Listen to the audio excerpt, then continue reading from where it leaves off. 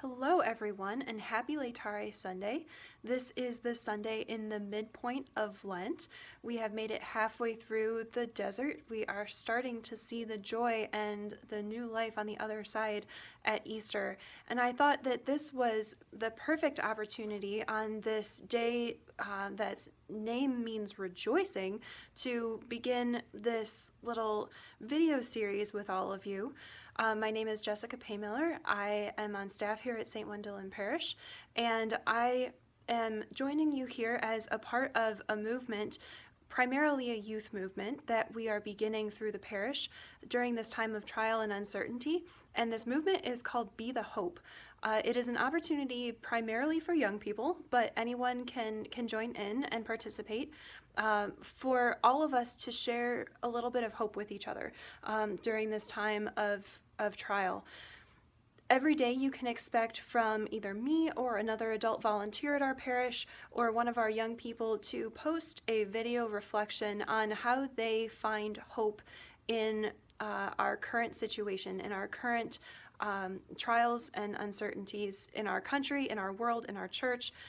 Maybe the reflection is on the readings of the day or on the saint of the day or just on something that they've been reflecting on in prayer recently.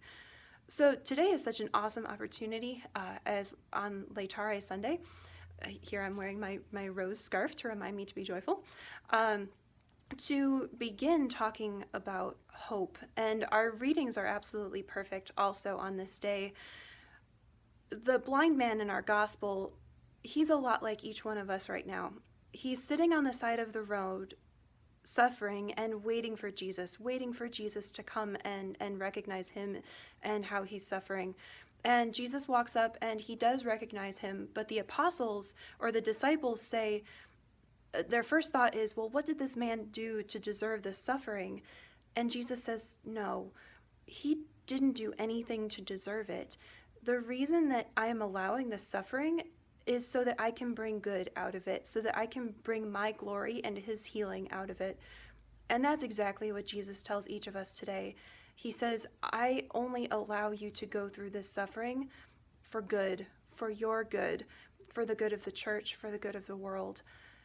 In the first reading, when Samuel is trying to choose a prophet for the Lord, he looks at all of these different individuals and he says, maybe it's this one, but he was judging by the outside appearance. But the Lord says, I do not look at the outside appearance, I look at the heart.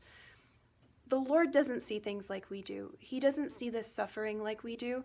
He doesn't see our pain like we do. He sees the good that he will bring out of it. He sees the light at the end of the tunnel. Sometimes it's so hard for us to see that light, and this might be one of those times for you. With everything canceled, being separated from people you love, not knowing when it is going to end, take heart in knowing that the Lord sees all of the good that he's going to bring out of this.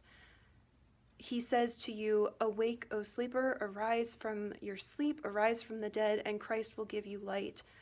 I invite you all today, I challenge you all today to choose to see the light, to choose to allow Christ to show you the great joy that he is about to bring out of all of this suffering.